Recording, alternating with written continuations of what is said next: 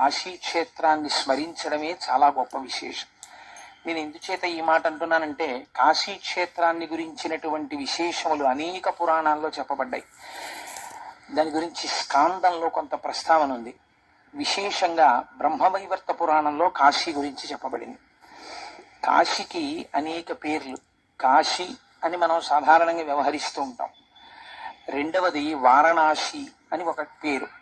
మూడవది మహాశ్మశానము అని ఒక పేరు. ఎందుకనంటే వారణాసి వెళ్ళిన వాళ్ళు చూసుంటారు, సంకల్పం చెప్పేటప్పుడు మహాశ్మశాని అని చెప్తారు. దానికి మహాశ్మశానము అని ఒక పేరు. ఈ మూడు పేర్లతో ఉంటుంది కాశీ పట్టణం. ప్రపంచంలో భౌగోళికంగా భూమిని మనం అనేక పేర్లతో పిలిచినప్పుడు ఒక్కొక్క ఊరికి ఒక్కొక్క పేరు. అలా మనం ఏదో ఆ ప్రాంతంలో ఉండేటటువంటి ఒక వైశిష్ట్యాన్ని దృష్టిలో పెట్టుకుని ఒక పేరు పెడుతూ ఉంటారు. కానీ కాశీ పట్టణానికి అలాగే వచ్చిందా పేరు, లేకపోతే అలా రావడం వెనకాతల ఏదైనా ఒక రహస్యం ఉన్నదా అంటే, వారణాసి అనబడేటటువంటిది పౌరాణికంగా వినపడేటటువంటి పేరు. ఎక్కువగా దాన్ని సంప్రదాయంలో వారణాసి అని పిలుస్తారు. వారణాసి అని పిలవడం వెనకాతల ఉన్న రహస్యం, గంగ ప్రవహించేటప్పుడు రెండు చోట్ల సంగమాన్ని చెందుతుంది. ఒకవైపు వారణ అన్నది నదితో సంగమాన్ని చెందుతుంది, వేరొక వైపు అసి అనబడేటటువంటి నదితో సంగమ స్థానాన్ని పొందుతుంది. రెండు నదీ సంగమ స్థానాల మధ్యలో ప్రవహించినటువంటి గంగా నదీ పరివాహక ప్రాంతమును కలిగినటువంటి క్షేత్రం ఏదున్నదో దానికి వారణాసి అని పేరు. అయితే వారణాసికి ఎందుకంత గొప్పతనం వచ్చింది? మనం కాశీ వెళ్ళకపోతే జీవితంలో కాశీ నేను రాను అన్నవాడు ఉండడు. ఒక్కసారైనా కాశీ వెళ్ళాలండి అంటారు. పూర్వకాలంలో అయితే కాశీకి వెళ్ళినవాడు కాటికి వెళ్ళినట్లే అని ఒక సామెత ఉండేది. అలా తెలిసి కూడా మరి ఎందుకు కాశీ వెళ్ళడానికి సిద్ధపడేవారు? కాశీకి అంత గొప్పతనం ఎందుకు వచ్చింది? దీని గురించి నేను మాట్లాడవలసి వస్తే, నేను ఒక పురాణ వాక్కు గురించి చెప్పకుండా చెప్తే దానికి నేను ఒక పరిపూర్ణత ఇచ్చినవాడను కాను. మనకి యుగాల్లో కృతయుగము అని ఒక యుగం ప్రారంభంలో, ప్రతి యుగానికి ఒక యుగ పురుషుడు అని ఒక ఆయన ఉంటారు. అంటే ఆ యుగాన్ని, ఆ యుగము యొక్క ధర్మమును నడిపించేటటువంటి వాడు. కృతయుగంలో ఉండేటటువంటి ఆ యుగ పురుషుని యొక్క లక్షణములు ఎలా ఉండేవంటే, ఆయన యజ్ఞోపవీతం వేసుకుని చేతిలో జపమాల పట్టుకుని ఉండేవాడు. దానివలన మీకు ఏది సూచితమవుతుందంటే, ఆ కాలమునందు కృతయుగంలో ఉండేటటువంటి ప్రజలందరూ వైరాగ్య సంపత్తితో ఉండేవారు. తరువాత త్రేతాయుగం వచ్చింది. త్రేతాయుగం వచ్చేటప్పటికీ అక్కడ ఉన్నటువంటి యుగ పురుషుడు చేతితో స్రవము అనబడేటటువంటి దాన్ని పట్టుకున్నాడు. యజ్ఞం చేసేటటువంటి వాళ్ళకి, యాగాలు చేసే వాళ్ళకి రెండు పేర్లు బాగా తెలుస్తాయి. సృక్కు స్రవము అని రెండింటిని వాడతారు. అంటే ఆ హవిస్సుని వాటిని తీసి అగ్నిహోత్రంలోకి వేస్తూ ఉంటారు. ఆ స్రవము చేతితో పట్టుకుని స్వధర్మానుష్ఠానపరుడైనటువంటి వ్యక్తిగా కనపడుతుండేవాడు త్రేతాయుగంలో. మూడవ యుగం ద్వాపర యుగం వచ్చేసరికి ఆయన ఖట్వాంగమును పట్టుకున్నాడు. ఖడ్గము, ధనస్సు, బాణములు పట్టుకుని కించిత్ పాపపుణ్యములు కలిపినటువంటి స్వరూపము కలిగిన వాడై కాఠిన్యముతో కూడిన మాటతో ఉండేవాడు. అందుకే ధనుర్బాణములను పట్టుకోవడం, ఖడ్గం పట్టుకోవడం దుష్ట సంహారాన్ని సూచిస్తుంది. ఖట్వాంగం పట్టుకోవడం ఒక గమ్మత్తైన లక్షణం. దాని గురించి నేను సూక్ష్మంగా మీకు వివరణ చేస్తాను. ఎందుకంటే పరమశివుడి యొక్క అష్టోత్తరంలో ఖట్వాంగి విష్ణువల్లభ అని ఆయనకి పేరు. ఖట్వాంగి అన్న నామానికి అక్కడ విశేషమైన వ్యాఖ్యానం చేస్తారు. ఖట్వాంగము అంటే మంచం కోడు పట్టుకుని ఉంటాడు. అందుకని ఆ ఖట్వాంగం పట్టుకోవడం ఎందుకు అలా పట్టుకుంటారు అంటే, చేసిన పాతకముల నుంచి విముక్తి పొందడానికి ఆ ఖట్వాంగమును ధరిస్తారు అని శాస్త్రమునందు ఒక ప్రమాణం ఉంది. కాబట్టి ఖట్వాంగమును పట్టుకుని ఆ ద్వాపర యుగంలో ఉన్న పురుషుడు కనపడతాడు. కలియుగం వచ్చేసరికి కలియుగంలో ఉండేటటువంటి కలిపురుషుడు చాలా విచిత్రమైన వేషధారణతో ఉంటాడు. చతుర్ముఖ బ్రహ్మగారు కలిపురుష ప్రవేశం జరిగినప్పుడు కలిపురుషుణ్ణి పిలిచారు. ఏది ఎలా ఉంటాడు అసలు, వాడిని సభలోకి రమ్మనండి అని. అంటే ఆయన పిశాచవదనంతో దిగంబరుడై తన ఎడమ చేతితో తన అంగమును పట్టుకొని, కుడి చేతితో నాలుకను బాగా బయటికి సాగతీసి కుడి చేతితో పట్టుకొని ఉండి వికారమైనటువంటి కరాళ నృత్యము చేస్తూ సభలోకి వచ్చి వెర్రి నవ్వులు నవ్వుతూ నిలబడ్డాడు. చతుర్ముఖ బ్రహ్మగారు కించిత్ ఆగ్రహించారు. ఏమిటి వీడి ప్రవర్తన? మహాప్రభో, కలియుగం అంటే అలాగే ఉంటుంది. నేను లోకంలో ఉండేటటువంటి వాళ్ళందరినీ ఎలా పాడు చేస్తానంటే రెండింటి చేతనే పాడు చేస్తాను. ఒకటి కామసుఖమునందు విశృంఖలత్వము, దానికి ఇంకా వావి వరసలు కానీ సమయాసమయములు కానీ ఇలా చూడవచ్చా అని కానీ, ఇలా చూడకూడదా అని కానీ, ఇలా మాట్లాడవచ్చా అని కానీ, ఇలా మాట్లాడకూడదా అని కానీ ఉండదు. ఎప్పుడూ సంసార సుఖమే పరమ ప్రయోజనమని మాట్లాడేటట్టుగా ప్రజల్ని పాడు చేస్తాను. రెండవది, రసేంద్రియమునందు లౌల్యమును కల్పిస్తాను. ఎటువంటి వాడు కూడా ఎప్పుడు తినడమే ప్రయోజనం, కడుపు కోసము తినడము శౌచము ఉండవు. తినడమే ప్రయోజనంగా తింటుంటారు. అస్తమానం తినడమే, ఏదో ఒకటి తింటూ ఉండడం, ఆ తిండికి అర్థం ఉండదు. ఆనాడు వ్యాస భగవానుడు చెప్పినటువంటి మాటలు బ్రహ్మవైవర్త పురాణం చదివితే ఆశ్చర్యకరంగా ఉంటుంది. అభ్యంగన స్నానము అని చేస్తాం. అభ్యంగనం అంటే ఒంటికి నూనె రాసుకుని తలస్నానం చేస్తారు. అభ్యంగన స్నానం దేని గురించి చేస్తారు అంటే, శరీరమునకు ఉన్నటువంటి పాపరాశిని ధ్వంసము చేసుకుని శౌచముతో కూడినటువంటి రీతిలో ఈశ్వరారాధనము చేసి వ్రతములు మొదలైనవి చేసేటప్పుడు, పీటల మీద కూర్చునేటప్పుడు అభ్యంగనం ఆచరించాలని శాస్త్రం. కానీ రాబోయే కాలంలో స్త్రీ పురుషులు అభ్యంగన స్నానము బహువిధములవుతుంది. ఆశ్చర్యం ఏమిటంటే, క్షురకర్మ పురుషుడికి నిర్దేశింపబడింది. స్త్రీలు కూడా, కేశముల మాట నాకు తెలియదు కానీ ఏమో కనుబొమలని రకరకాలుగా స్త్రీలు కూడా క్షురకర్మ చేయించుకుంటారు. చేయించుకుని ఇటువంటి పాతక కృత్యము చేయవచ్చా? ఒక స్త్రీ తన కేశముల మీద ఒక చురకుడు యొక్క కత్తి పెట్టించుకోవచ్చా? అది ఎంతవరకు మంచి పని? అసలు అది సువాసినిత్వం అనిపించుకుంటుందా? అలా వేళావేళలు సమయాసమయములు లేకుండా అలా ప్రవర్తించవచ్చా? ఇవి ఉండవు కలియుగంలో.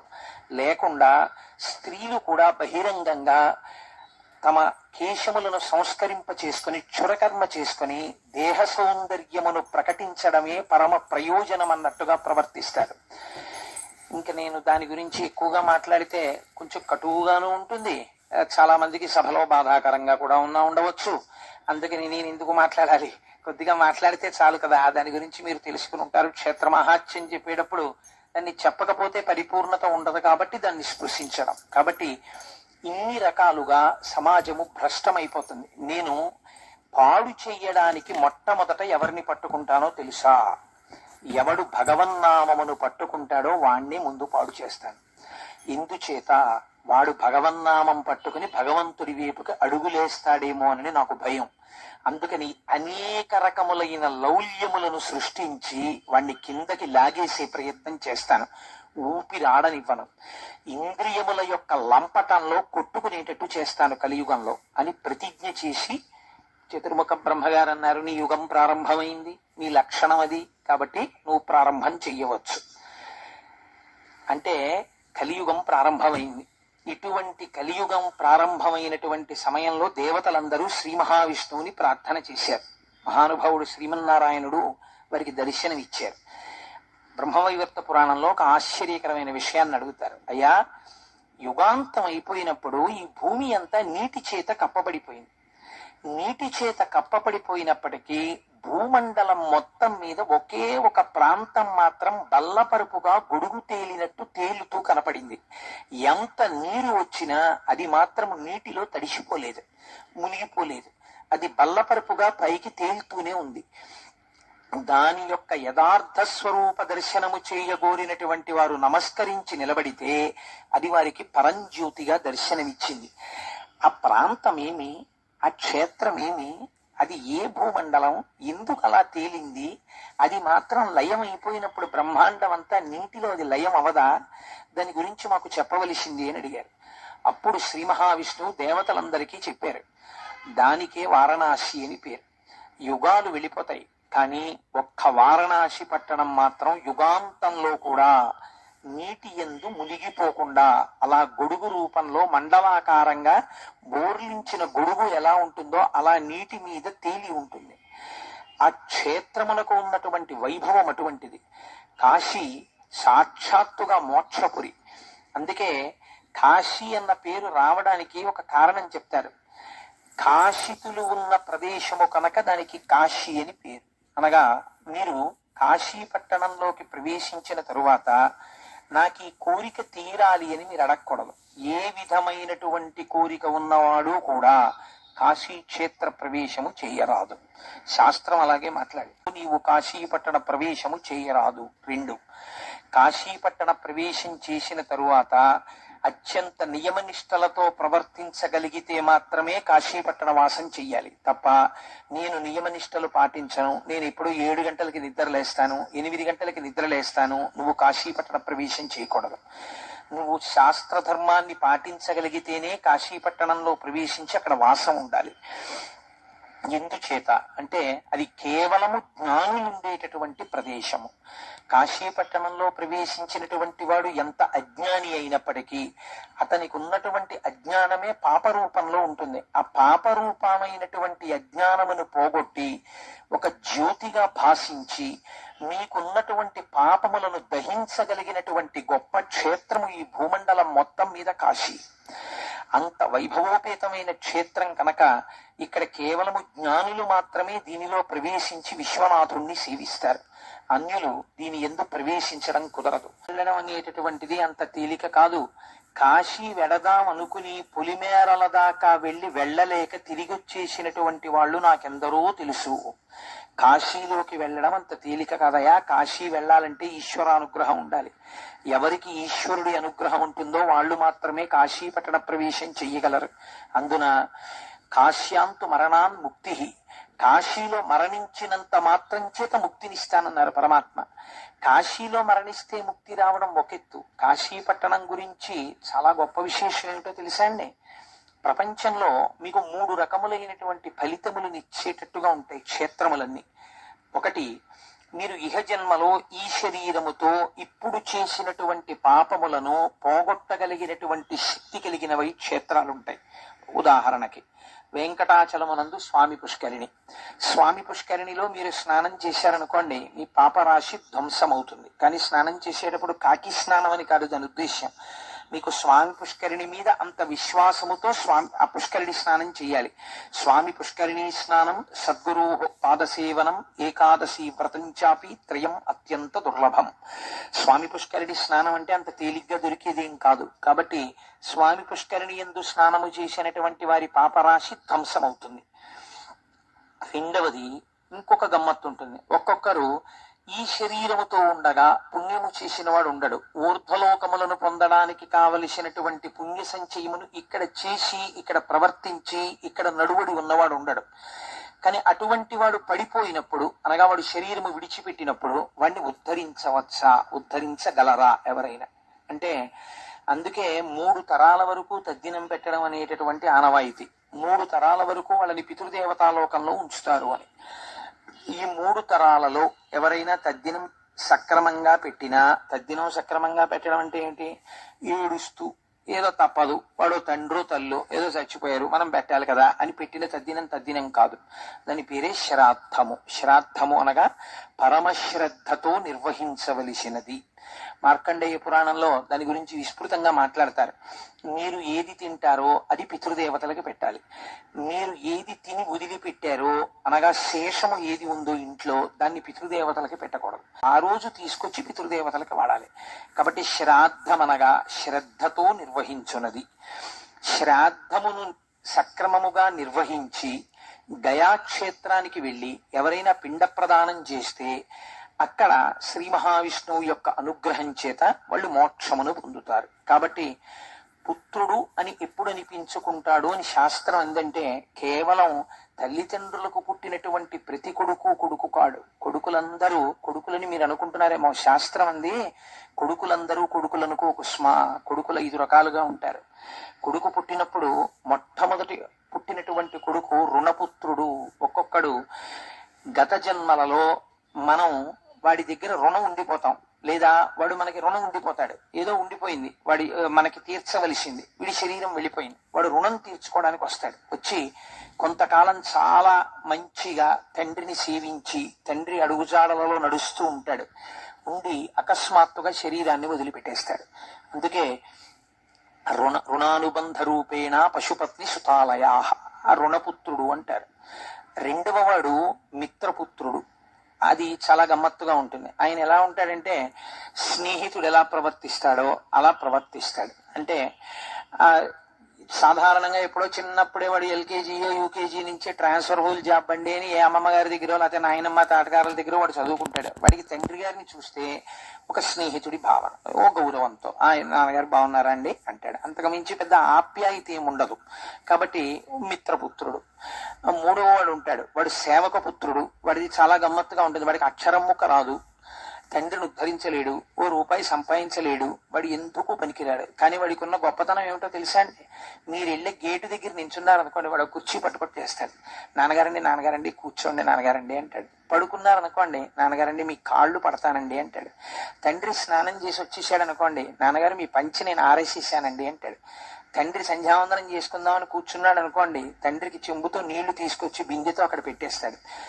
ఏది చేస్తాడంటే ఒక సేవకుడు ఎలా ప్రవర్తిస్తాడో అలా ప్రవర్తిస్తాడు. అంటే గత జన్మలలో ఉండిపోయినటువంటి సేవకులు శరీరమును విడిచిపెట్టేటప్పుడు యజమానినే జ్ఞాపకం చేసుకుంటూ వెళ్ళిపోతే వాళ్ళు సేవకుడు మళ్ళీ పుత్రుడిగా వస్తాడు. అందుకని సేవక పుత్రుడు. ఇంకొకడు ఉంటాడు, వాడు విచిత్రమైన వ్యక్తి, కర్మపుత్రుడు.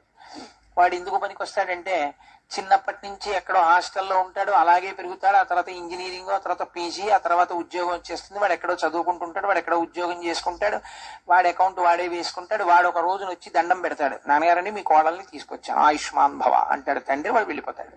కాశీపట్టణం చేరి కాశీపట్టణంలో ప్రాణోత్క్రమణం అయిందనుకోండి, విశ్వమునకు నాథుడైనటువంటి వాడు ఎవడున్నాడో ఆ విశ్వనాథుడు ఒక మహోపకారాన్ని చేస్తాడు.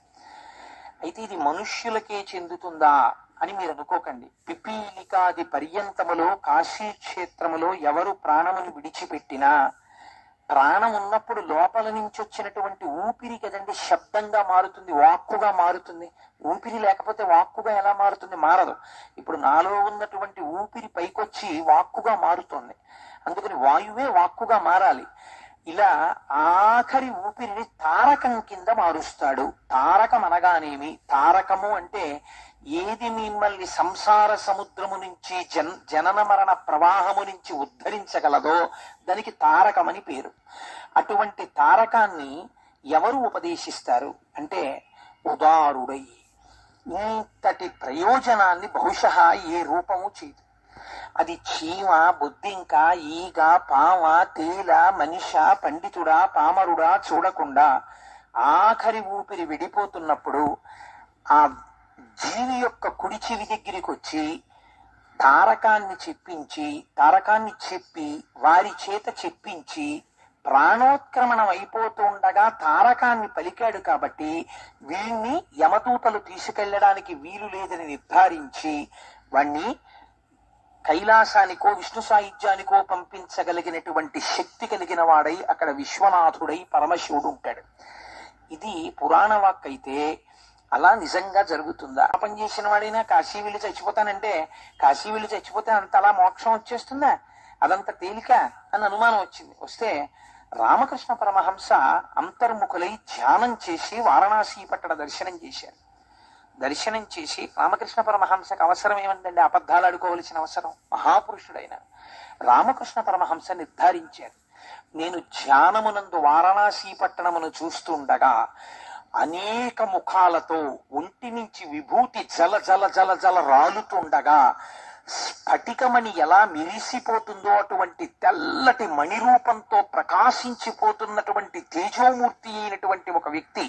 చాలా మంది ఒక భావనతో ఉంటారు, శంకరుడు ఘోర రూపంతో ఉంటాడు, శివుణ్ణి చూడడం చాలా కష్టం అండి అనుకుంటూ ఉంటారు. మీకు నేను ఒక పరమరహస్యం చెప్తాను. అసలు ప్రపంచమునందు సౌందర్యం ఎక్కడుందంటే శివుడి అందే ఉంటుంది. ఎందుకునో తెలుసా అండి? లింగ పురాణం చెప్పింది శివుడి యొక్క సౌందర్యం గురించి. ఘృతరీతి ఘనీభూతం సచ్చిదానంద విగ్రహం అని చెప్పింది. నీతిని తీసుకొచ్చి రాశిగా పోసేస్తే నీతి ముద్ద ఎలా ఉంటుందో శంకరుడు అంత అందంగా ఉంటాడు. బేసి కన్నువాడు కదా, ఇక్కడ మూడో కన్ను ఉంటుంది కదా, ఎలా అందంగా ఉంటాడు అన్నారు. ఆయనకి శాంతరూపుడై దర్శనమిచ్చేటప్పుడు మూడవ కంటితో దర్శనమివ్వడు. అది పాలభాగమునందు ప్రకాశిస్తున్నటువంటి కుంకుమ బొట్టు రూపంలో ప్రకాశిస్తుందట. అందుకే రావణుడు అడుగుతాడు, కదా నిలింప నిర్ఝరీ నికుంజకోటరే వసన్ విముక్త దుర్మతి సదాశిరస్తమంజలిం వహన్ విముక్తలోలలోచనల్లలాట పాల లగ్నక శివేతి మంత్రముచ్చర సదాసుఖీ భవామ్యాం అంటాడు. అలా శంకరుడు ఆఖరి ఊపిరి అయిపోతుండగా చేతి యందు త్రిశూలమును ధరించిన వాడై ఢమరుకని పట్టుకుని పరమ తేజోమూర్తి అయి అత్యంత సత్వగుణ ప్రకాశంతో మెరిసిపోతూ ఆ ప్రాణోత్క్రమణమవుతున్నటువంటి జీవుల యొక్క కుడి చెవు దగ్గరికి వచ్చి స్వామి నోరు పెట్టేటప్పటికే ఆ ప్రాణోత్క్రమణం ఎంత భయంకరంగా ఉంటుందో గరుడ పురాణం వర్ణిస్తుంది. అంత పరమ భయంకరమైనటువంటి ప్రాణోత్క్రమణ వేదన పొందకుండా వాడు పరమ ప్రశాంతంగా శంకర దర్శనం చేస్తూ ఆయన చెప్పిన మాట విని ఆఖరి ఊపిరిని తారకనామంగా పలుకుతూ ఉండగా ప్రాణోత్క్రమణమై వాడు మోక్షాన్ని పొందుతాడు. కాబట్టి కాశీక్షేత్రము ఎవరు ప్రాణోత్క్రమణమును పొందుతారో వారికి కూడా మోక్షం ఇయ్యగలిగినటువంటి భూమి. మరైతే అసలు ఐశ్వర్య స్థానం అక్కడ లేదా? కాశీపట్టణం వెళ్ళిన వాళ్ళకి మామూలుగా లౌకికమైనటువంటి కోరిక ఏదైనా ఉంటే ఆ కోరిక తీరే అవకాశము ఉండదా అంటే శాస్త్రం అంది, వారణాసి పట్టణ ప్రవేశం చేసినప్పుడు యథార్థమునకు తిన్నగా వెళ్ళి విశ్వనాథ దర్శనం చెయ్యకూడదు. శివాలయంలోకి వెళ్ళి మొట్టమొదట డుండి గణపతి అని ఉంటారు. చాలా పెద్ద స్వరూపం విశ్వనాథుడి యొక్క దేవాలయంలోకి వెడుతున్నప్పుడు ఎడం చేతి పక్కన ఉంటుంది, ఆ సన్నటి దారిలోను. ఆ డుండి గణపతి దర్శనం చేసి ఆయనకు ఒక్క నమస్కారం చేసి ఆయన పాదాల మీద ఒక 4 ఎర్రటి పూలు ఉంచితే మీరు అడిగినా అడగకపోయినా డుండి గణపతి యొక్క అనుగ్రహం చేత మీకు ఇహమునందు కావలసినటువంటి కోర్కెలు సిద్ధిస్తాయి. ఆ మహానుభావుడు కావ్యకంఠ గణపతి ముని జన్మించేటప్పుడు ఆ గణపతి దేవాలయంలోనే గణపతి ముని గారి తండ్రి గారు కూర్చుని గణపతి మంత్రాన్ని ఉపాసన చేస్తున్నారు. ఉపాసన చేస్తూ నా భార్యకి నెలలు నిండి ఉంటాయి, నాకు మగబిడ్డడు జన్మించాడో ఆడపిల్ల జన్మించిందో అనుకున్నారు. ఆ రోజున గంగలో స్నానం చేసి వచ్చి కూర్చున్నారు. కూర్చుని వారు ఆ గణపతి మంత్రాన్ని ఉపాసన చేస్తున్నారు. ఆయనకి హఠాత్తుగా ఒక పెద్ద తేజస్సు కనపడింది. ఆయన ఆశ్చర్యపోయి అలా చూస్తూ ఉండగా డుండి గణపతి దేవాలయంలోంచి ఒక పసిపిల్లవాడు పాకుతూ వచ్చి తన తొడ మీద కూర్చున్నట్టు దర్శనమిచ్చింది. నాకు కొడుకు పుట్టాడు అని వారు బయలుదేరి, నాకు జాతాశౌచం ఉంది, నేను ఇంకా దేవాలయంలో కూర్చుని మంత్రోచ్చాటనం చేయకూడదని వారు బయలుదేరి తిరిగి వచ్చేసారు. కాలినడకన తిరిగి వచ్చి వారి ఊరు వెళ్ళారు. వెళ్ళి నాకు ఏ సంతానము దొరికినది అని అడిగారు. అడిగితే నీకు కొడుకు పుట్టాడు అన్నారు. అప్పుడే ఆయనకి గణపతి ముని అని పేరు పెట్టుకున్నారు. కొడుకు పుట్టడానికి కారణమైంది. శాస్త్రము ఎంత ప్రమాణమో మీరు చూడండి. డుండి గణపతి దర్శనం చేసి ఆయన పాదాల మీద 4 ఎర్రటి పువ్వులు సమర్పిస్తే ఇహమునందు మీకు తీరని కోరికలని ఈశ్వరుడు తీరుస్తాడు. కానీ మీరు ప్రకటముగా చెప్పక్కర్లేదు. డుండి గణపతి దగ్గరికి వెళ్ళి నాకు ఇది లేదు ఇప్పించు అని మీరు అనక్కర్లా. ఆయన పాదాల మీద 4 పువ్వులు వేసి నిలబడితే చాలు, ఆయన మీ కోరిక తీరుస్తాడు. కాశీలో ఒక ఆశ్చర్యకరమైనటువంటి లక్షణం, ఆయన విశ్వనాథుడు, ఆవిడ అన్నపూర్ణ. ఈ తత్వం మీరు తెలుసుకోవాలి. కాశీపట్టణం ప్రవేశం చేసే వాళ్ళు తెలుసుకోవలసినటువంటి గొప్ప రహస్యం అది. కాశీలో మనం ప్రవేశించి దేవాలయంలోకి వెళ్ళినప్పుడు ఏదో చేతిలో 4 మారేడు దళాలు ఏవో పట్టుకుని లోపలికి వెడతాం. రాజద్వారం దాటి మీరు ఇలా కుడి చేతి పక్కకి చూడగానే ఒక చిన్న శివలింగంతో కూడినటువంటి ఒక ఆలయం ఉంటుంది. ఎడం పక్కకి చూస్తే శ్రీ మహావిష్ణువు యొక్క ఆలయం ఉంటుంది. మీరు దాటి కొంచెం ముందుకెడితే చిన్న గడప ఉంటుంది. ఆ గడప దాటి లోపలికి వెడితే విశ్వనాథుడి యొక్క శివలింగం ఉంటుంది. ఎంత ప్రాచీనమైన క్షేత్రమో ఎవ్వరికీ తెలియదు. ఆశ్చర్యం ఏమిటో తెలుసా అండి, గొప్ప గొప్ప గురువుల్ని సేవించిన వారికి శంకరుడు విశ్వనాథుడి యొక్క దేవాలయంలో ప్రవేశించినప్పుడు తన సేవ చేయించుకుంటాడు. అంటే మాటలు కాదండి. మీరు ఇతపూర్వం ఎలా జీవించారన్న దానికి వారణాసిలోకి వెళ్ళగానే మీకు తాస్కాణం కనబడిపోతుంది. ఈ విశ్వనాథ క్షేత్రములోకి వెళ్ళి శివలింగానికి మీరు పట్టుకెళ్ళవలసినది అనేది ఏమీ ఉండదు. శివుడికి అభిషేకం దీంతో గొప్ప, గంగతో గొప్ప. గంగ ఎక్కడి నుంచి ఉంది? అక్కడే గంగ ఉంది. గంగెందుకు గొప్ప? భవాంగపతితంతోయం పవిత్రమితి స్పృశవు. ఇది ఒక విచిత్రమైన సిద్ధాంతం. అసలు గంగెందుకు గొప్ప అంటే శివుణ్ణి తాకింది కాబట్టి గొప్ప. ఎవరు చెప్పారు ఈ మాట? సాక్షాత్తు వాల్మీకి మహర్షి చెప్పారు రామాయణంలో. అటువంటి పరమశివుడు యొక్క శరీరాన్ని తాకి కింద పడడం చేత పవిత్రమై లోకము యొక్క పాపములను నశింప చేయగలిగిన గంగ యొక్క గొప్పతనాన్ని బ్రహ్మవైవర్త పురాణం ఏమని చెప్పిందో తెలుసా అండి? మిగిలినటువంటి క్షేత్రములు కాని మిగిలినటువంటి పుష్కరుణులు కాని పాపములు తీయగలిగిన శక్తి ఎక్కడ నుంచి పొందుతాయంటే కాశీ క్షేత్రము నుంచి పొందుతాయని. కాశీ క్షేత్రం ఇస్తూ ఉంటుంది వాటికి ఆ శక్తిని. ఇస్తే ఆ శక్తి చేత పాపాలని తీస్తాయి అని నిర్ధారించింది. అటువంటి గంగ గొప్పతనం ఎక్కడిది? పరమశివుడి యొక్క శరీరమును తాకుట చేత. ఇప్పుడు ఈ గంగ మీరు ఎక్కడి నుంచి తేవాలి? ఆకాశీలోంచే తేవాలి. అక్కడే కాస్త గంగ పట్టుకెళ్ళి శివుడి యొక్క తల మీద పోశారనుకోండి, మీరు తెచ్చినది అన్నది ఏమైనా ఉన్నదా? ఏమీ లేదు. అంటే మీకు ఇందులో ఏమిటి తెలుస్తోంది? ఈశ్వరుడికి మీరు ఇవ్వగలిగినది లేదు. మీరేమివ్వాలి మరి అంటే, ఈ సృష్టి అంతా ఆయనదే అని తెలుసుకుని గంగ శివుడి మీద పడడం చేత మీరు పవిత్రులవ్వాలి.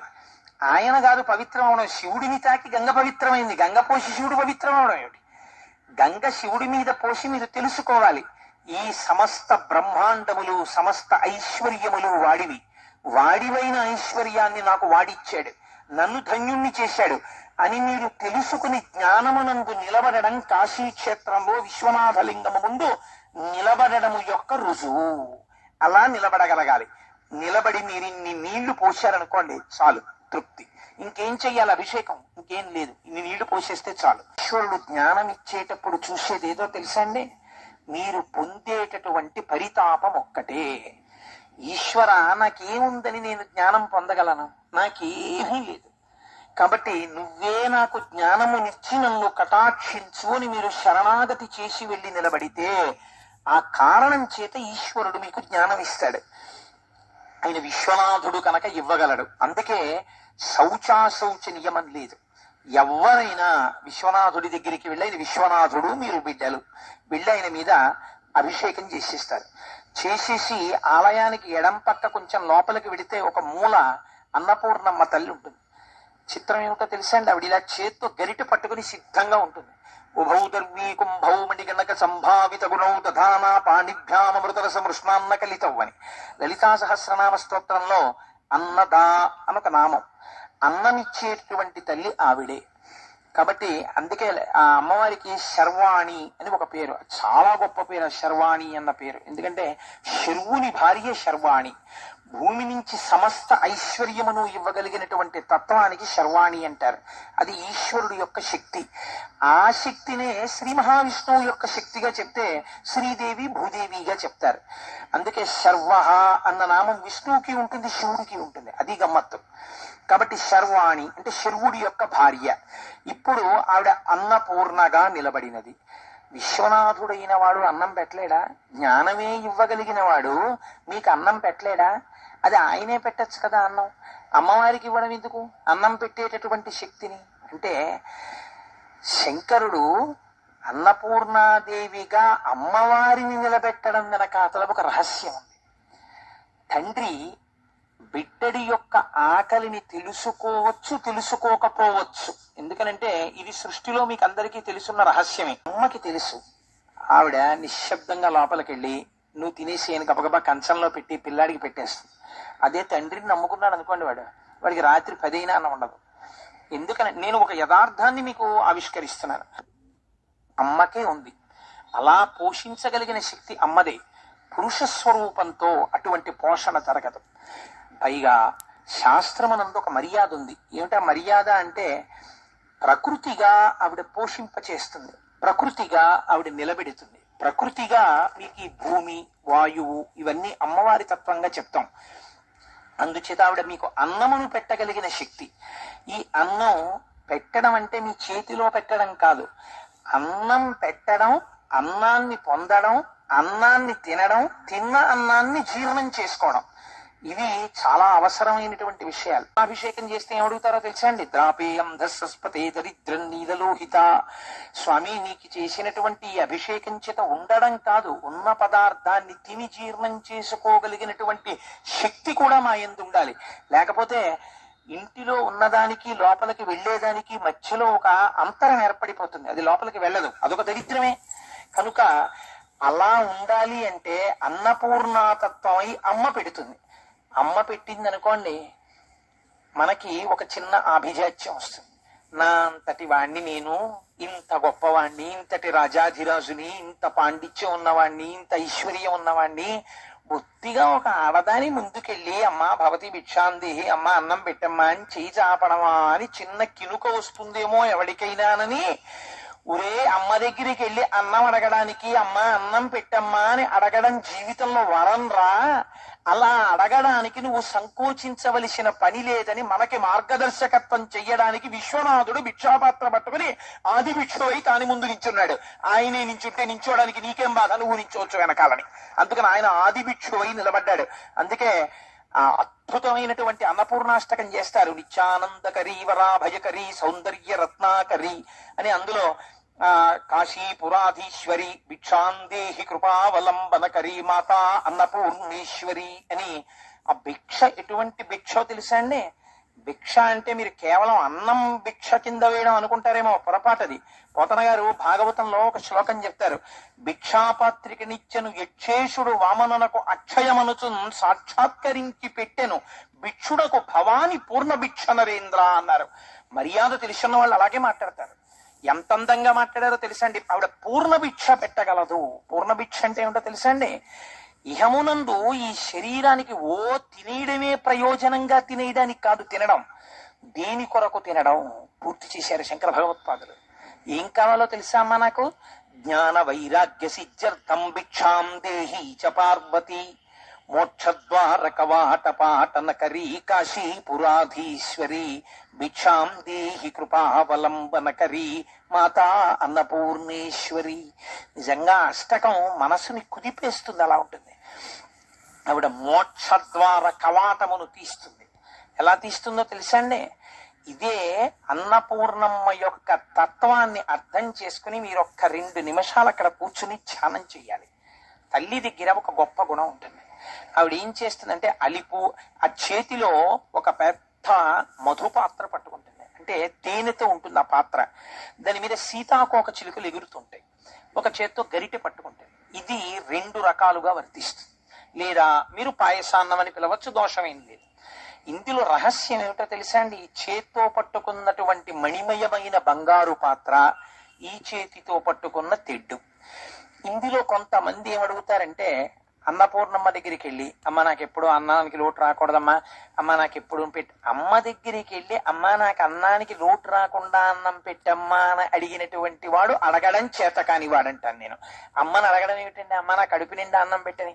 నీ కడుపు నిండా సృష్టిలో పెట్టిన వ్యక్తి ఎవరైనా ఉంటే అమ్మ ఒక్కతే, భార్యకి కూడా స్థానం లేదు. నిర్దాక్షిణ్యం ఆ విషయంలో. ఆ తీర్పు చెప్పడానికి నేనేం భయపడను. భార్యకి కూడా ఏదో ఒకనాడు అలకొచ్చే అన్నం పెట్టేటప్పుడు కోపంతో వెళ్ళిపోవచ్చేమో, కానీ పిల్లాన్ని కొట్టవలసి వచ్చినా అన్నం తిన్న తర్వాత కొడదాం, కొట్టి అన్నాన్ని కూర్చోబెడితే కడుపు నిండా తినడేమోనని కొట్టడాన్ని కోపాన్ని వాయిదా వేసుకుని కడుపు నిండా నింపగలిగినటువంటి ఔదార్యమూర్తి సృష్టిలో అమ్మ ఒక్కతే. అటువంటి అమ్మ అన్నపూర్ణమ్మ దగ్గరికి వెళ్ళి నువ్వు అన్నం అడగడం ఎందుకు? నువ్వు వెళ్ళి ఇలా అంటే చాలు, ఆ అమ్మ నీకు పెట్టేస్తుంది. ఏం కావాలో నువ్వు అడగక్కర్లేదు. నువ్వు అడగవలసింది వేరొకటి ఉంది, అది తెలుసుకోవాలి ఆ తత్వాన్ని. చేతిలో అమ్మ స్వర్ణభాండాన్ని పట్టుకుంది, స్వర్ణపాత్ర పట్టుకుంది. దీని రహస్యం ఏమిటో తెలుసా అండి? దాని మీద సీతాకోక చిలుకలు తిరుగుతున్నాయి. ఏమిటి సీతాకోక చిలుకలు? సీతాకోక చిలుక సంస్కృతంలో షట్పదం అని పిలుస్తారు. షట్పదం అంటే 6 కాళ్ళున్నది. ఈ 6 కాళ్లే పంచేంద్రియములు, ఒక మనస్సు. మీరు దీన్ని బాగా జ్ఞాపకం పెట్టుకోండి. మీరు ఎప్పుడైనా కాశీ విడితే మీరు ఆ తత్వాన్ని అనుభవించవచ్చు. ఈ పంచేంద్రియములు ఏం చేస్తాయంటే ఎప్పుడు లోకమునందు తిరుగుతుంటాయి. ఇంద్రియముల యొక్క సుఖాన్ని కోరుకుంటాయి. కలిపురుషుడి యొక్క ప్రేరణ అది. ఇప్పుడు అమ్మవారి అనుగ్రహం కలిగింది అనుకోండి, ఆవిడ ఏం చేస్తుందో తెలుసా అండి? మామూలుగా అన్నం పెట్టి ఇంద్రియాల్ని పోషించడం కాదు. శంకర భగవత్పాదుల్లా వెళ్ళి అడిగిన వాళ్ళు ఉంటారు. వాళ్ళు ఏమడిగారు? వాళ్ళు మామూలుగా అడగలేదు. అమ్మా నువ్వు మోక్షద్వార కవాటమును ఇలా తీయగలవు. ఆ గొళ్ళెం పెట్టేసింది. ఈ గొళ్ళెం ఎవరు పడితే వాళ్ళు తీలేరు. అమ్మవారికి ఉన్న గొప్పతనం ఏమిటో తెలుసా అండి? మోక్షద్వార కవాటమును ఆవిడ మాత్రమే తీసి మిమ్మల్ని విశ్వనాథుడిలో కలపగలదు. ఎలా తీయగలదు అంటే ఆవిడ ఈ షట్పదమై పంచేంద్రియములు, మనస్సు, అన్నాన్ని బాగా తిని లోకము వైపుకు తిరిగేటట్టు చేయగలిగిన ఆవిడే చేస్తుంది. మాయామానుష రూపంతో ఉంటుంది అమ్మవారు. అందుకే సుందరకాండలో ఒకే సీతమ్మ రావణాసుడు కోలా కనపడింది, హనుమకి ఒకలా కనపడింది. అదే అమ్మవారు అనుగ్రహించింది అనుకోండి. అమ్మ జ్ఞాన వైరాగ్య సిద్ధ్యర్థం భిక్షాం దేహి చ పార్వతి. ఇది మా స్వామి జగద్గురువులు శంకర భగవత్పాదులు ఈ జాతికి పెట్టిన భిక్ష. రేపు వీడికి చదువుకోవడం వచ్చో రాదో అన్నపూర్ణమ్మ దగ్గరికి వెడితే నేను రాసి ఇద్దాం వీడు చదువుకుంటాడని మహానుభావుడు స్తోత్రం చేశాడు. ఆయన కర్మ ఆయనకి లేక నడువడి నేర్పారు. అక్కడికి వెళ్ళి అడగాలి, అమ్మ నాకు ఏమిస్తావో తెలుసా? అన్నంతో పాటు జ్ఞాన వైరాగ్య సిద్ధ్యర్థం, నాకు జ్ఞాన వైరాగ్యములను కూడా ఇయ్యి. అనుభవించిన సుఖము సుఖము కాదు, నేను ఈశ్వరుణ్ణి చేరుకోవాలన్న జ్ఞానాన్ని నాకు ఈ సుఖము సుఖము కాదని వైరాగ్య సంపత్తిని. వైరాగ్యం అంటే చాలా మంది అనుకుంటారు ఇంద్రియాలని అరికట్టడం వైరాగ్యం అనుకుంటారు. ఇంద్రియాన్ని అరికట్టడం వైరాగ్యం కాదండి. ఇంద్రియములు చెలించకూడదు, ఇంద్రియాన్ని నిగ్రహించడం కాదు. ఎప్పుడు వస్తుంది అది? నీ భావన చేత వస్తుంది. ఇదే కన్నుదోయికి అన్యకాంతలడ్డంబైన మాతృభావన చేసి మరలువాడు. మన శాస్త్రం ఎంత గొప్పదో తెలుసా అండి? విరుగుడు చెప్తుంది, పరద్రవ్యానిలోష్టవత్. నీకు అస్తమానం ఇంకోళ్ళ డబ్బు తీసుకుందాం అనిపిస్తోంది, ఎలా మార్చుకుంటావు మనస్సుని? దాన్ని రాయి అనుకో. రాయి తీసుకొచ్చి జేబులో పెట్టుకుని ఇంటికి పట్టుకెడతావు. నాకెందుకు ఈ రాళ్ళు రప్పలు, నాకు అక్కర్లేదను. రాయిగా చూడు. మాతృవత్ పరద్దారాణి, వేరొకరి భార్య కనబడితే అమ్మా అని, మా అమ్మ మా తల్లి అన్నపూర్ణం ఇవాళ నా ఎదుట ఇలా సాక్షాత్కరించింది అని మనసులో భావన చెయ్యి. ఇంద్రియాలు అరికట్టబడతాయి. ఇంద్రియముల యందు చలనము లేని స్థితిలో మనస్సు నిలబడితే దానికి వైరాగ్యం అని పేరు. అమ్మ నాకు అది కావాలి. జ్ఞాన వైరాగ్య సిద్ధ్యర్థం భిక్షాం దేహి చ పార్వతి. ఇలా అడిగిన వాళ్ళకి ఏమిస్తుందో తెలుసా అండి? అన్నాన్ని శరీరం నిలబెట్టుకోవడానికి ఇచ్చి ఇంట్లో దరిద్రం లేకుండా చేసి ఇప్పుడు భక్తి అనబడే అమృతాన్ని కూడా వడ్డిస్తుంది. ఇప్పుడు ఈ భక్తి ఎవరి పాదాలు చేరుస్తుంది? విశ్వనాథుడి పాదాల దగ్గరికి చేరుస్తుంది. అమ్మ అనుగ్రహం ఉన్నవాడు అయ్య దగ్గరికి చేరిపోతాడు. అందుకని మోక్షద్వార కవాట పాలనకరి కాశీపురాధీశ్వరి భిక్షాం దేహి కృపావలంబనకరి మాతాన్న పూర్ణేశ్వరి. ఇప్పుడు ఈ 5 ఇంద్రియాలు మనస్సు ఈశ్వరుడి సేవ యందు ఉత్సాహాన్ని పొందుతాయి. అబ్బా వెళ్ళాలి, చెయ్యాలి చెయ్యాలి చెయ్యాలి చెయ్యాలని తాపత్రయపడతారు. ఆ తాపత్రయం, ఆ ఉత్సాహం లేకపోతే అది ఎప్పుడు లౌకికమైన విషయాల వైపు తిరుగుతుంది. 3వది విశాలాక్షి. కాశీపట్టణంలో ఉన్న అమ్మవారి పేరేమిటంటే విశాలాక్షి. మీరు వెళ్ళి విశాలాక్షి దేవాలయాన్ని మీరు అందరూ చూసే ఉంటారు, చూడని వాళ్ళు ఎవరు ఉండరు ఇక్కడ. విశాలాక్షి దేవాలయానికి వెళ్ళి మీరు అమ్మవారిని చూశారనుకోండి, ఎంత ఉంటుందండి అమ్మవారు? నా అంత విగ్రహం కూడా ఉండదు. చిన్న మూర్తి ఉంటుంది. ఆ చిన్న మూర్తికి ఎంతంత కళ్ళు ఉంటాయి? ఇంతంత కళ్ళు ఉంటాయి. మరి ఇంకేమిటి విశాలాక్షి? పోనీ ఏదో పెద్ద పెద్ద కళ్ళతో పెద్ద మూర్తి వారాహిలో ఉంటుందా అంటే అలా ఏం ఉండదు ఆవిడే. మరి ఎందుకు ఆవిడ్ని విశాలాక్షి అని పిలుస్తారు అంటే, ఆవిడ్ని విశాలాక్షి అని పిలవడం కాదు, విశాలాక్షి దేవాలయములోనికి వెళ్ళినటువంటి వాడు చేయవలసినటువంటి భావన చెప్తోంది పురాణం. ఏమిటది అంటే, దృశాద్రాఘీయస్యాదర దళిత నీలోత్పల రుచ దవీయాంశం దీనం స్నపయ కృపయా మమపి శివే అంటారు శంకర భగవత్పాదులు. బ్రహ్మాండములన్నీ ఎంతవరకు ఉన్నాయని మీరు అనుకుంటున్నారో అంతకన్నా కొంచెం ఎక్కువ దూరం చూడగలిగినంత విశాలమైనటువంటి దృష్టి ఉన్నటువంటి తల్లి కాబట్టి ఆవిడ విశాలాక్షి.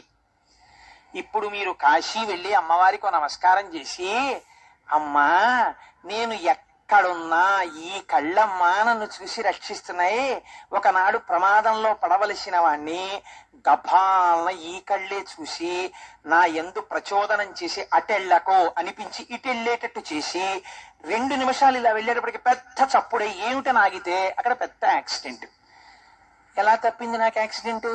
విశాలాక్షి కళ్ళల్లో పెట్టుకు చూసుకుంటుందండి అంటారు. కళ్ళల్లో పెట్టుకు చూసుకోవడం అంటే, ఎవరు విశాలాక్షి అమ్మవారి దగ్గరికి వెళ్ళి నమస్కరించారో వారిని అమ్మవారి ఇప్పుడు కనురెప్ప వెయ్యదు కదండి. ఎందుకంటే విన్నేష నిమిషోత్పన్న విపన్న భువనావళి అని పేరు ఆవిడికి. కనురెప్ప పడింది అనుకోండి లయమైపోతుంది. అందుకని ఆవిడ ఎప్పుడు కళ్ళు తెరిచి ఇలా చూస్తూ ఉంటుంది. ఎంత దూరం చూస్తుంది? ఈ బ్రహ్మాండాలు ఎంతవరకు ఉన్నాయని మీరు అనుకుంటున్నారో అంతకన్నా ఎక్కువ దూరం ఆవిడ చూస్తుంటుంది. ఇప్పుడు మీకు రక్షణకి లోటు ఎక్కడుంది? కాబట్టి దీన్ని న్యాసము అంటారంటే, మీ రక్షణ భారమును విశాలాక్షి దగ్గర విడిచిపెట్టాలి. అమ్మా నీ దగ్గరికి వచ్చాను, నీకు నమస్కరించాను, నువ్వు విశాలాక్షి అమ్మా, నేను ఎక్కడున్నా నువ్వు నన్ను చూడగలవు, ఇంకా నాకు బెంగే ఉందమ్మా, నేను హాయిగా సంతోషంగా బయలుదేరుతున్నాను. అమ్మా, నేను ఎప్పుడైనా పొరపాటు చేసేటట్టుగా నా మనస్సు ప్రవర్తిస్తే వెంటనే నా మనస్సుని సరిదిద్ది ఎవరి రూపంలోనో వచ్చి నా మనస్సు భ్రంశములు పొందకుండా నన్ను కాపాడు స్మా తల్లి. ఇది మీరు అడగవలసింది విశాలాక్షిని. మీ మనస్సు సంస్కార బలాన్ని పెంచుకోవడానికి కావలసిన రక్షణ మీరు అడగాలి. అడిగి తిరిగి వస్తే విశాలాక్షి దర్శనం. కాశీ వెళ్ళామంటారు, తప్పు లేదనుకోండి, మంచిదే వెళ్ళడం. వారణా దగ్గర నుంచి అస్సీ వరకు మీరు పడవ మీద వెళ్ళాలి. రెండు నదీ సంగమాలు, వాటి మధ్యలో ఉన్న గంగా పరివాహ ప్రాంతం ఏదుందో అది వారణాసి. మీరు ఇక్కడ ఒక్క విషయం చాలా జాగ్రత్తగా గమనించాలి. గంగ హరిద్వార్లోనూ ఉంది కదా, గంగ ఋషికేశ్ లోనూ ఉంది కదా, గంగ కాశీకి పైన ఉంది కదా. మరి కాశీ గంగా అని ఎందుకు పిలుస్తారు? గంగ తీసుకురాకూడదా? హరిద్వార్లో గంగ తీసుకొస్తే కాశీ గంగ కన్నా పవిత్రత తక్కువ? లేకపోతే ఋషికేశ్ లో గంగ నేను తీసుకొస్తే కాశీ గంగ కాదండి ఋషికేశ్ గంగ అన్నాను అనుకోండి, అబ్బాయి ఈ గంగ తక్కువ పవిత్రం అండి, కాశీ గంగ ఎక్కువ పవిత్రం అని మీరు అనగలరా? గంగే కదా. మరి కాశీ గంగ అంటారు ఎందుకు? కాశీ గంగని ఎందుకంటారో మీరు తెలుసుకోవాలి. తెలుసుకుంటే మీరు కాశీ గంగ అవుతారు. అది విచిత్రం. కాశీ గంగా అని ఎందుకంటారో తెలుసా అండి? గంగ అప్పటి వరకు దక్షిణ దిక్కుకు ప్రవహిస్తుంది. ఒక్క వారణాసి క్షేత్రం దగ్గరికి వచ్చేటప్పటికి గంగ మళ్ళీ తిరిగి ఉత్తర దిక్కుకు ప్రవహిస్తుంది. మనం కొన్ని కోట్ల జన్మల నుంచి ఉపాధులను మార్చుకుని దక్షిణ దిక్కుకు వెళ్ళిపోతున్నాం. ఊరికి దక్షిణాన శ్మశానం ఉంటుంది. ఏ శరీరం పుచ్చుకున్నా శ్మశానంలో, అంటే మళ్ళీ పంచభూతాల్లోకి వెళ్ళిపోతోంది. ఈ జన్మలో నేను ఈశ్వరుణ్ణి తెలుసుకోవాలి అని మీరు ప్రయత్నపూర్వకంగా మీ దృష్టికోణాన్ని తిప్పుకుని ఉత్తరాభిముఖులైతే ఉత్తర దిక్కున దక్షిణాన్ని చూస్తూ మృత్యువునందు భయం లేని వాడు కూర్చున్నాడు. వాడు మృత్యుంజయుడు, దక్షిణామూర్తి. దక్షిణానికి తిరిగి కూర్చున్నాడు. మీరు ఉత్తరానికి తిరిగి వాడికి నమస్కరించాలి. వాడు మిమ్మల్ని కూడా మృత్యుంజయుణ్ణి చేస్తాడు. కాబట్టి కాశీగంగని చూసి మీ జీవనమునందు మార్పు రావాలి. అది కాశీగంగ అంటే. అందుకని కాశీ క్షేత్రానికి ఆ వైభవం. కాశీ ఎన్నో రకాలుగా వైభవాన్ని పొందుతుంది. అందుకే గంగ దగ్గరికి వెళ్ళి చూడగానే జీవితంలో నేను ఇది తెలుసుకోవాలన్న భావన మీరు పొందాలి. సరే, అటువంటి కాశీక్షేత్రం, ఆ కాశీక్షేత్రంలో కాలభైరవుడు మహానుభావుడైన భైరవ యాతన అని ఒకటి ఉంటుంది మనకి. భైరవ యాతన అంటే ఈ ఈశ్వరుడిచ్చినటువంటి శరీరాన్ని, ఈశ్వరుడిచ్చినటువంటి శ్వాసల్ని ఎవరు దుర్వినియోగం చేస్తారో అటువంటి వాళ్ళని యమదండన విధించినట్టే భైరవుడు యాతన పెడతాడు. అసలు ఆ భైరవుడి యొక్క ఘోర రూపాన్ని చూడడమే చాలా భయంకరంగా ఉంటుంది. ఆ భైరవుడి గురించి కాలభైరవాష్టకం పఠంతి ఏ మనోహరం జ్ఞానముక్తి సాధనం విచిత్ర పుణ్యవర్ధనం శోకమోహ దైన్య లోభ కోపతాపనాశనం te ప్రయాంతి కాల భైరవంగ్రి సన్నిధిం ధ్రువం అని ఆ కాలభైరవుడు ఇప్పటికీ కూడా మనం అందుకే కాశీ నుంచి వస్తే ఒక కుక్క మెళ్ళలో కాలభైరవ స్వరూపాన్ని చూసి గారెల దండ వేయడం అనేటటువంటి సంప్రదాయం ఒకటి వచ్చింది. ఆ కుక్క యజమానికి రాబోయేటటువంటి మృత్యువుని గమనించి మోరలెత్తి ఏడుస్తుంది అని. ఆ కాలభైరవుడు ఆయనకున్న లక్షణం ఏమంటే వారణాసి క్షేత్రంలోకి వీడిని ప్రవేశపెట్టడమా, వీడు అడుగు పెడితే లోపలికి వస్తే వీడి పాపరాశి ధ్వంసం అవుతుంది, వీడికి గంగా స్నానం ఇవ్వడమా, అందుకని వీడిని ఎలా లోపలికి రాణిస్తామని కాలభైరవుడి యొక్క అనుగ్రహం ఉంటే తప్ప లోపలికి రాలేదు. భైరవ యాతనని పొందుతాడు. అందుకని కాలభైరవుడికి నమస్కరించి పునర్దర్శనాన్ని అడగాలి. అయా కాశీ అందుకే బయలుదేరే ముందు క్షేత్రపాలకుడు కాబట్టి ఆయనకి నమస్కారం. అయ్యా మేము బయలుదేరితే వచ్చేస్తామని నమ్మకం ఏం లేదు, నువ్వు ఉన్నావు బయట, నీ అనుగ్రహం ఉండాలి. కాబట్టి స్వామి కాలభైరవ మాకు కాశీ క్షేత్ర ప్రవేశాన్ని కల్పించు. దర్శనం అయిపోయింది, ఎవరు మీకు అనుమతి ఇచ్చారో వారికి నమస్కారం, కృతజ్ఞత చెప్పి అయ్యా నువ్వు మమ్మల్ని అనుగ్రహించావు, పునః పునః మాకు ఇలాగే దర్శనాన్ని అనుగ్రహించు అని మీరు కృతజ్ఞత చెప్పి బయలుదేరి రావాలి. అది కాశీక్షేత్రంలో కాలభైరవుడి యొక్క శక్తి. అందుకే ఇంటికి వస్తే మళ్ళీ కాలభైరవుడికి ఒకసారి పూజ చేస్తారు. సరే, ఆ కాశీ పట్టణంలో మీరు తప్పకుండా చూడవలసినటువంటిది ఇంకొక మహత్తరమైన శక్తి ఉందండి, వారాహి. మనం లలితా సహస్రనామ స్తోత్రం చదువుతున్నప్పుడు ఆ వారాహి గురించి మీరు ఆ అమ్మవారి నామాల్లో వస్తాయి. వారాహి కాశీ పట్టణంలో చీకటి పడగానే ఆవిడ తిరగడం ప్రారంభం చేస్తుంది. చీకటి పడగానే ఆవిడ క్షేత్రపాలకురాలు, ఆవిడ తిరుగుతుంది కాశీ అంతా. వారాహి దర్శనాన్ని మామూలుగా మీరు ఇలా ఎదురుగుండా వెళ్ళి కూడా చూడలేరు, చూడడానికి భయపడతారు. అందుకని ఎంత ధైర్యం ఉన్నవాడు, ఎంత గుండె ధైర్యం ఉన్నవాడు కూడా వారాహి క్షేత్రంలో అమ్మవారి ముందుకెళ్ళి నిలబడి అమ్మవారిని చూడరు. ఆవిడికి ఏం చేస్తారంటే తెల్లవారిన తర్వాత 4:30-5 గంటలకి ఇంకా సూర్యోదయం అవుతుందనగా అమ్మవారు తిరిగి వచ్చేస్తుంది. తిరిగి వచ్చేసి దేవాలయ ప్రవేశం చేస్తుంది. అర్చకులు కూడా ఒక్క 10 నిమిషాలు 20 నిమిషాలు లోపలుండి గబగబా అమ్మవారికి పూజ చేసేసి తలుపులు వేసేస్తారు. ఆవిడ పగటి పూట పడుకుని నిద్రపోతుంది. కాబట్టి మీరు సూర్యోదయం అయిపోయే లోపల వారాహి దర్శనం చేసేయాలి. వారాహి దేవాలయం పైకి వెళితే స్లాబ్ కి కన్నాలు ఉంటాయి, ఒక 4-5 కన్నాలు. అక్కడ నిలబడి మీరు ఆ కన్నాల్లోంచి చూస్తే వారాహి రూపం కనపడుతుంది. అసలు ఆ కన్నంలోంచి అమ్మవారిని చూస్తేనే అమ్మ బాబోయ్ అని ఒళ్ళు పులకరించాల నిలబడిపోతారు. అలా ఉంటుంది ఆవిడ తేజస్సు. ఆవిడ she the chief commander of the armed forces of Lalithambika. ఆవిడ సర్వ సైన్యాధ్యక్షురాలు లలితాపరా భట్టారిక స్వరూపానికి. అందుకని ఆ వారాహి దర్శనం చేసుకుంటారు. సరే, ఇన్ని రకాలుగా కాశీ క్షేత్రము అత్యద్భుతమైనటువంటి క్షేత్రం. అందుకే కాశీ వెళ్ళినటువంటి వాడు కాటికెళ్ళిన వాడు అనేవారు. కాటికెళ్ళిన వాడు అనడానికి కారణం ఏంటంటే కాటికెళ్ళిన వాడు తిరిగి రాడు కదా.